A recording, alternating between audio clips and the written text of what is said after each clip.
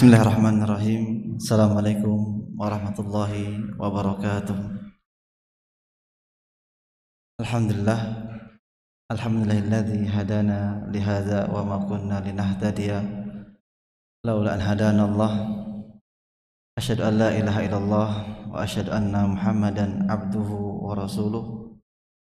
Allahumma shalli wa sallim ala sayyidil mursalin ala habibina al-Mustafa Muhammad sallallahu alaihi wasallam.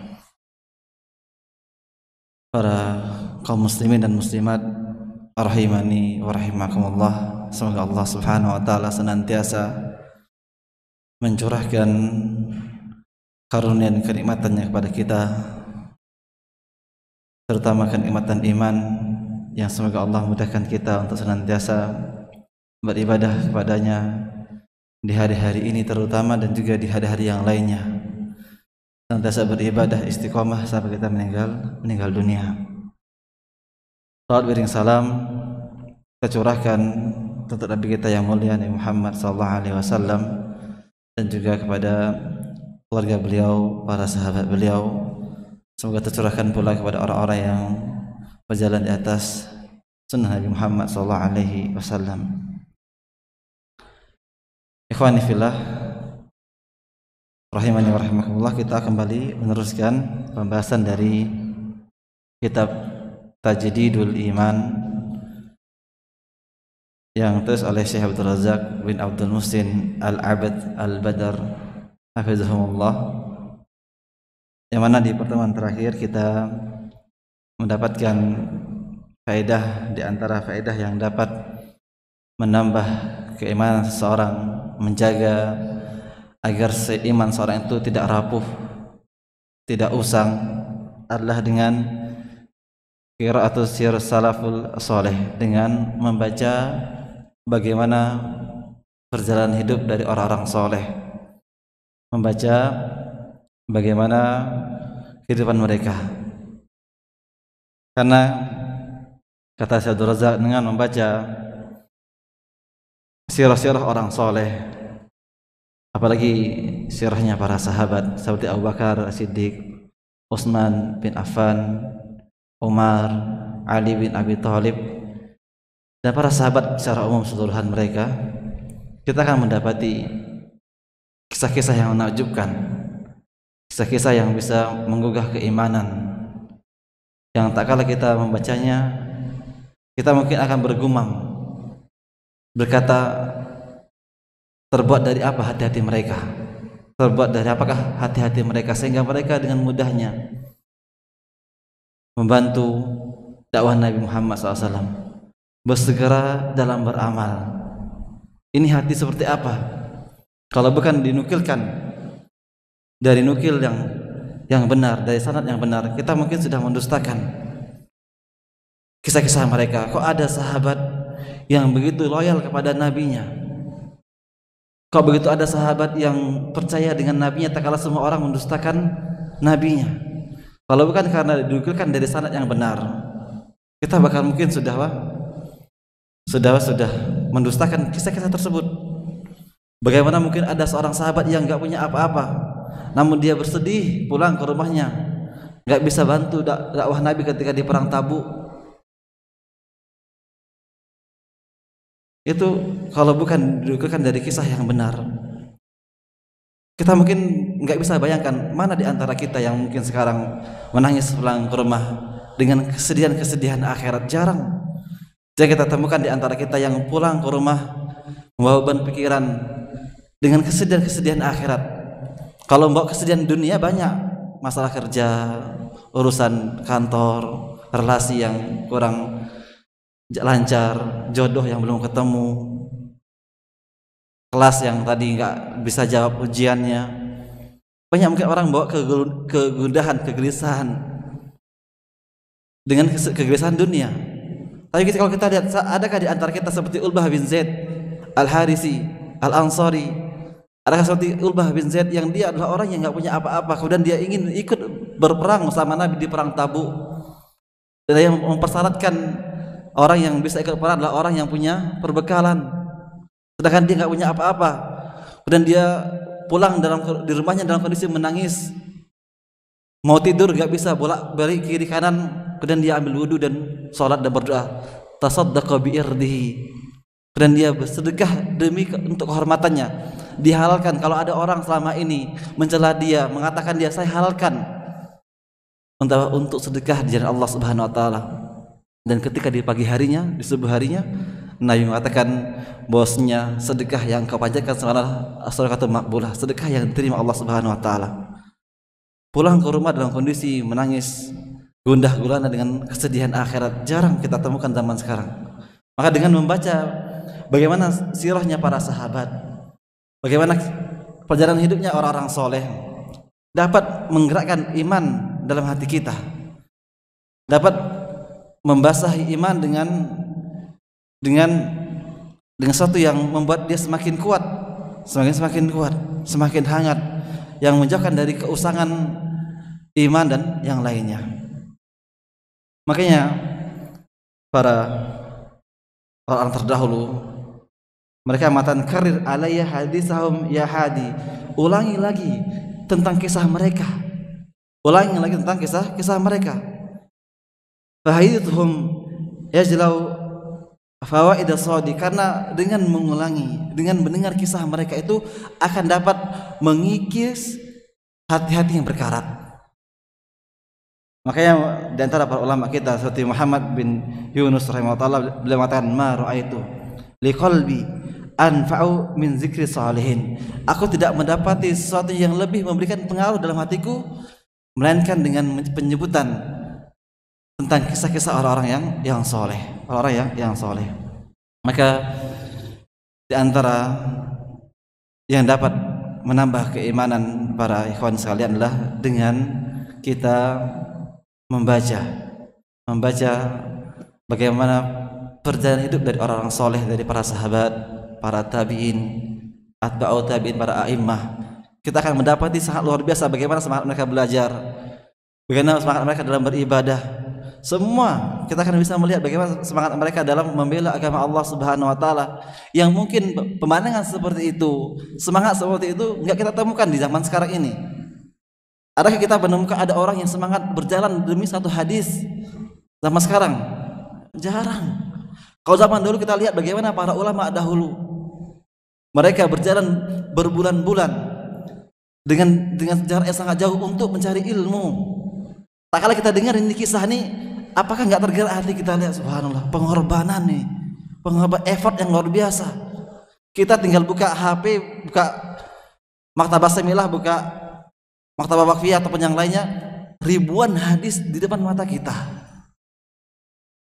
Tapi apakah sama iman kita dengan iman mereka? Jauh.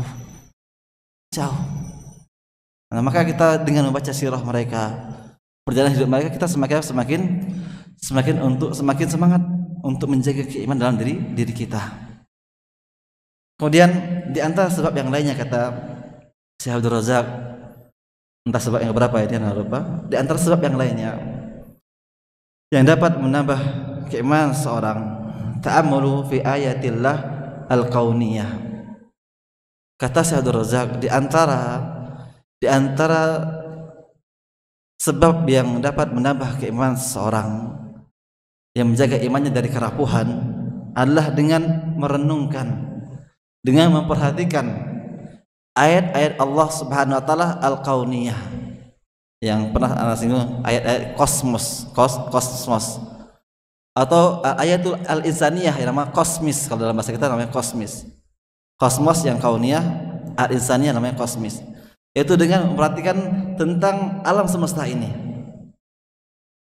Fata'amalu fi khalqillah azza wa jalla, dengan memperhatikan ciptaan Allah Subhanahu wa taala. Minal asjar, dari pepohonan-pepohonan, wal jibal, dari gunung-gunung, wal anhar, dari sungai-sungai, wal bihar, dan juga dari lelautan, samudra,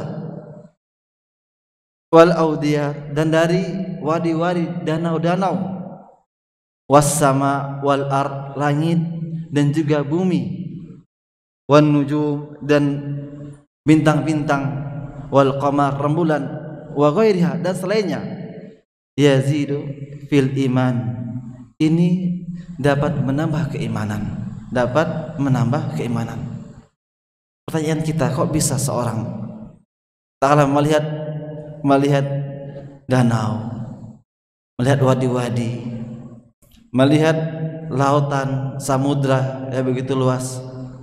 Ini jikalau dia mau merenungkan sejenak, dia ta'amul bihi, dengan dia memperhatikan bahwasanya enggak mungkin satu yang begitu besar wadah ini diisi kecuali yang mengisi adalah zat yang maha kuasa. Tak kala dia melihat pohon-pohon, tidak bakal mungkin ada yang bisa menumbuhkan satu pohon yang bentuknya sama namun buahnya berbeda-beda. Tidak ada yang bisa menciptakan ini kecuali adalah Al-Khaliq yang Maha Pencipta. Begitu tak kala dia melihat bagaimana keindahan bintang-bintang, keindahan langit, keindahan rembulan, dia meyakinkan bahwa yang menciptakan lebih indah. Tak lihat, oh indah sekali, Ta'ala lihat bulan purnama indah sekali.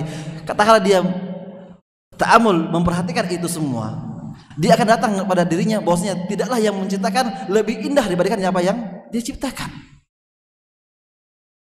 Allah itu maha indah, Allah maha indah. Dengan itu semua, dengan kita memperhatikan, kadang kita telah berlalu, kita hari-hari kita berapa banyak dari makhluk Allah Subhanahu wa taala, dari tumbuhan, kemudian juga dari air-air sungai ataupun samudra ataupun pantai ataupun yang lainnya. Namun jarang sekali kita untuk merenungkan apa yang bisa kita ambil dari apa yang kita lihat, apa yang kita lihat. Maka kita coba kita renungkan. Kadang kita butuh bersendirian, kadang sendirian lihat bagaimana langit yang begitu luas terhamparkan. Lihat bagaimana malam begitu indah dihiasi dengan bintang-bintang. Kita muji Allah Subhanallah yang Maha Suci, Allah yang telah menciptakan segalanya. Dan ini dapat menambah keimanan. Menambah keimanan. Mungkin tak kala kita mungkin sudah letih, ngantuk, tak kala mungkin tadarus baca Quran di masjid, coba keluar sebentar, lihat langit. Lihat bagaimana langit yang begitu luas. Coba kita lihat, tahu dengan itu kita bisa kembali semangat, tambah keimanan kita. Dan banyak cara yang kita bisa lakukan untuk menambah keimanan, di antara dengan memperhatikan tentang ayat kauniyah. Bal ta'amul insan fi nafsihi, bahkan kata Syekh Abdul Razak, bahkan jikalau kita memperhatikan apa yang ada dalam diri kita, itu pun juga akan menambah keimanan. Kaifa anna Allah khalaqahu, ta'ala kita melihat mata kita yang kecil ini, bagaimana Allah menciptakannya sehingga kita bisa melihat dengan sesuatu yang bisa kita bedakan warnanya, bedakan dari sisi besar kecilnya. Siapa yang bisa menciptakan seperti ini? Kalau kita melihat diri kita sendiri, apa yang ada di kita, tangan ini kok bisa bergerak dengan begitu enaknya, kaki bisa begitu enak dalam melangkahnya, itu bisa menambah keimanan, menambah keimanan. Kenapa? Karena Allah khalaqahu fi ahsani taqwim, karena Allah Subhanahu wa taala menciptakan kita itu dalam sebaik-baik bentuk. Dalam surah At-Tin kita mendengarkan Allah Subhanahu wa taala bahwasanya Allah Subhanahu wa taala menciptakan manusia fi ahsani taqwim, dalam bentuk yang paling baik, mulai dari bentuknya, tempatnya, fungsinya, itu manusia adalah yang paling baik. Kenapa hidung sana, kenapa kaki dua, kenapa jari, kenapa telinga seperti itu, kenapa rambut seperti itu? Kalau kita melihat ini semua adalah kita meyakini bahwa fi ahsani taqwim, kita ini berada dalam sebaik-baik di antara pencipta Allah Subhanahu wa taala. Wa ala akmalil hal, dalam kondisi yang terbaik. Sayajidu ziyadatan fil imanu wa quwwatan kama qala ta'ala, dan kalau dia memperhatikan itu semua, dia akan mendapati itu semua akan menambah keimanannya. Sebagaimana firman Allah Subhanahu wa taala, wa fi anfusikum afala tubsirun, wa fi anfusikum afala tubsirun, pada dirimu Cobalah engkau melihatnya. Cobalah engkau melihatnya. Apakah engkau tidak mengambil pelajaran dari dalam dirimu sendiri? Kemudian ayat yang lainnya, sanurihum ayatina fil afaki wal anfusihim hatta yatabayyana lahum annahul haq. Dan mereka akan melihat pada ayat-ayat Allah Subhanahu wa taala itu dalam diri mereka terdapat sesuatu yatabayyan yang menjelaskan bahwasanya Allah adalah yang maha hak, yang maha hak, yang maha benar, yang maha benar. Kalau kita memperhatikan dalam diri kita, karena kalau tafsirannya sanurihim adalah orang-orang kafir Quraisy itu akan melihat ayat, dan tafsir yang lain, ayatina, tanda-tanda kekuasaan Allah SWT dengan masuknya umat Islam dari kalangan mereka, kemudian dengan ditaklukkannya kota Mekah. Ini diantara menunjukkan bahwasanya ajaran Nabi kita, bahwasanya Muhammad utusan Allah adalah sesuatu yang hak, sesuatu yang benar. Tafsir yang lain tidak sesuai dengan konteks yang dimaksud oleh Syekh Abdul Razak. Maksud saya adalah dengan melihat yang dalam diri kita dan juga orang-orang sekitar kita, itu diantara tanda bahwasanya Allah maha benar. Kemudian ada satu ungkapan syair di sini, walillah fi kulli tahrikatin, bagi Allah di setiap gerakannya, wa taskinatin abadan syahidun, dan dalam setiap diamnya, abadan syahidun, selamanya itu terdapat bukti. Wa fi kulli syai'in lahu ayah tadullu ala annahu wahid, dan dari segala sesuatu tanda-tandanya itu adalah bukti yang menunjukkan bahwasanya Allah maha esa.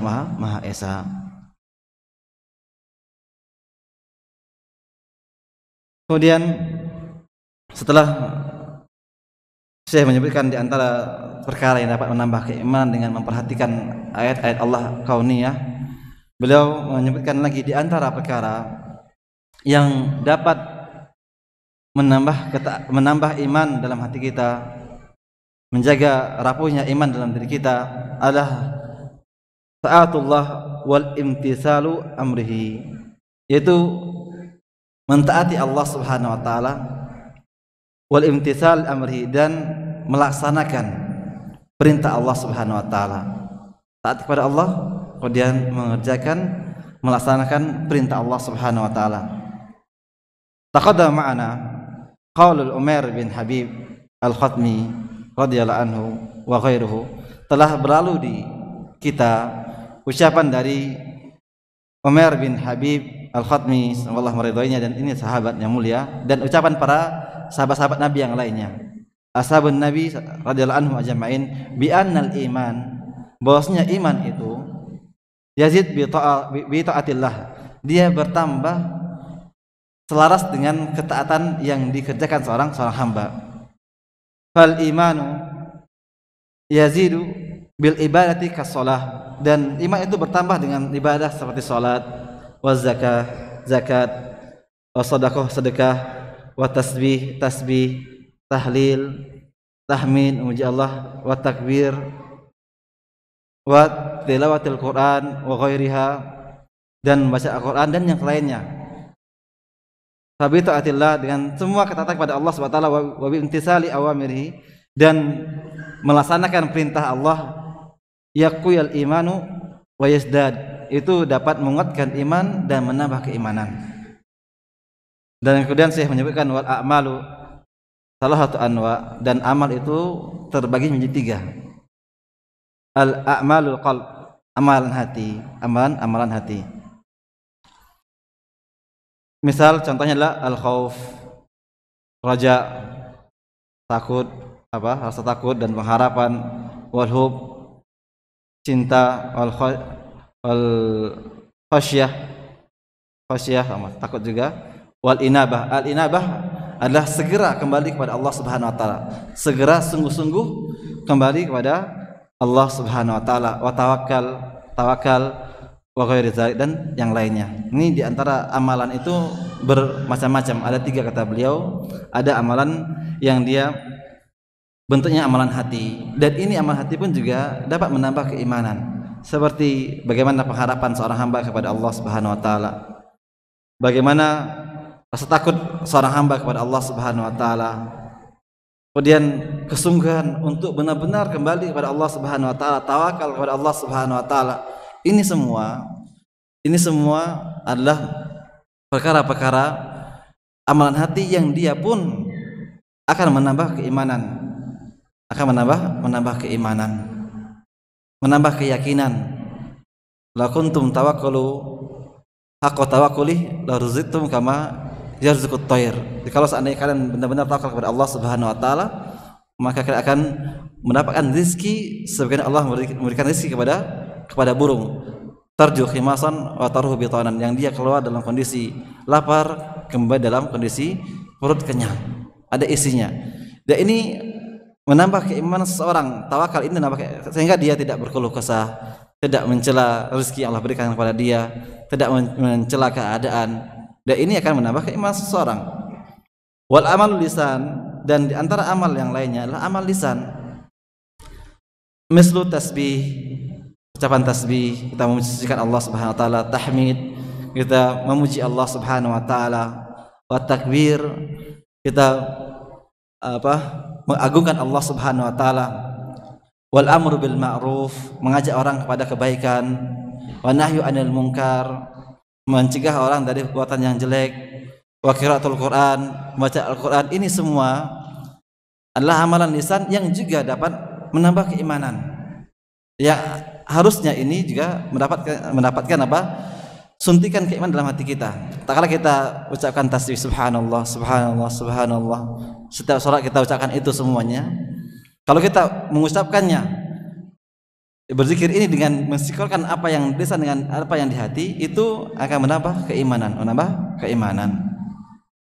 Juga mengajak untuk berbuat kebaikan, menyampaikan bahwasanya ini yang benar, mencegah seorang dari keburukan.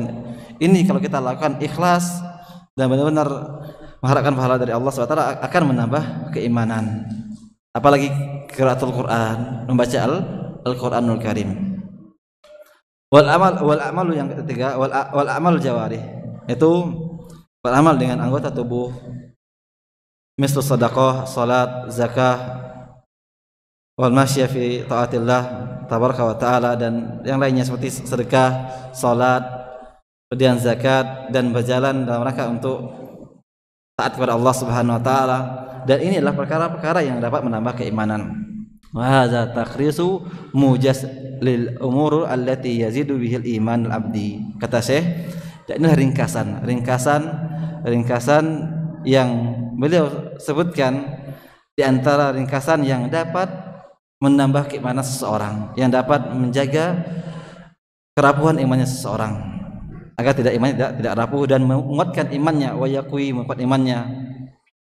Dan sebab-sebab yang dapat allati yudafa'il iman, yang dapat melemahkan iman, kemudian yang kisu, dan juga yang mengurangi iman, fiha bila syakun kasirah aidan, dan yang perkara yang dapat melemahkan iman, dapat mengurangi keimanan, itu juga banyak, kata beliau, juga banyak.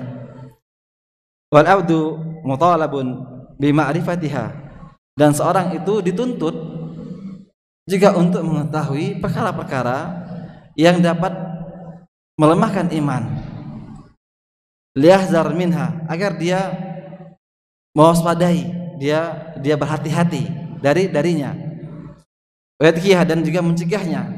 Kama qala syair, sebenarnya ucapan seorang syair, araftu syarra li syarri walakin tawaqqihi, aku mengetahui keburukan bukan untuk mengerjakan keburukan tersebut, walakin agar aku berhenti darinya. Man la ya'rifu syarra min khairi yaqa fihi, barang siapa yang tidak mengetahui keburukan di antara kebaikan, maka dia akan terjerumus dalam keburukan tersebut.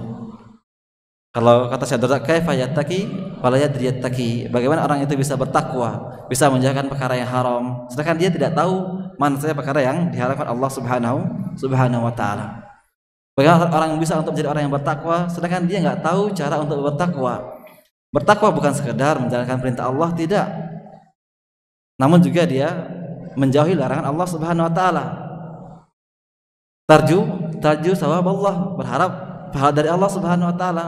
Ini di antara definisi takwa dari Talaq bin Habib, seorang ulama. Talaq bin Habib mengatakan demikian, beramal binuri minallah, cahaya dari Allah Subhanahu wa taala, tarju sawab, berharap pahala. Kemudian meninggalkan maksiat binuri minallah, takut dengan apa? Takut dengan azab Allah Subhanahu wa taala. Maka seorang yang ingin bertakwa, ingin semakin bertambah keimanannya, selain dia mengetahui perkara-perkara yang dapat menambah keimanan, dia perlu juga untuk mengetahui perkara-perkara yang dapat mengurangi dan melemahkan imannya. Wa qabla syuru'un fi dzikr al-umur allati tunqisul iman. Sebelum kata beliau, ini ada satu peringatan yang sangat bagus sekali. Sebelum beliau menjelaskan perkara-perkara yang dapat melemahkan iman, beliau mengatakan di antara anna adama ta'ahudu asbab ziyadatul iman wal ihmali taqwiyatihi wa taqul inayatin bihi ya'addu sabab min asbabi naqsil iman. Kata beliau, termasuk sebelum beliau menjelaskan perkara-perkara yang dapat melemahkan iman dari perkara yang eksternal dan internal, beliau mengatakan bahwasanya dengan tidak memiliki perhatian dan tidak menguatkan sebab-sebab yang dapat menguatkan keimanan, dia abaikan. Dia telah tahu tadi apa saja yang dapat menguatkan iman dengan menuntut ilmu, mengenal Allah Subhanahu wa taala dan nama-nama yang indah, mempelajari sirah Nabi dan yang lainnya. Kalau dia tidak memperhatikan, artinya dia cuek-cuek saja. Dia tidak bersegera untuk inabah, untuk segera untuk mengamalkan apa yang dapat menambah imannya.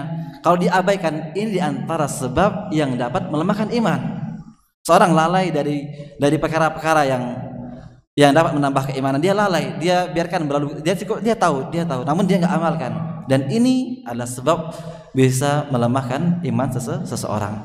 Mungkin itu yang saya sampaikan pada sore hari ini. Semoga ada manfaatnya.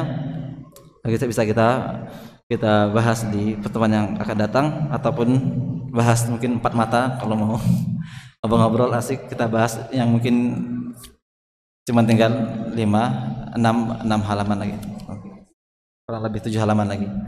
Baik, ikhwan fillah, itulah mungkin sedikit yang saya sampaikan. Jika ada yang benar dari Allah Subhanahu wa taala, kalau ada yang salah dari saya sendiri karena minimnya ilmu, semoga Allah ampuni saya dan juga antum semuanya. Subhanakallahumma wa bihamdika asyhadu an la ilaha illa anta astaghfiruka wa atubu ilaik. Assalamualaikum warahmatullahi wabarakatuh.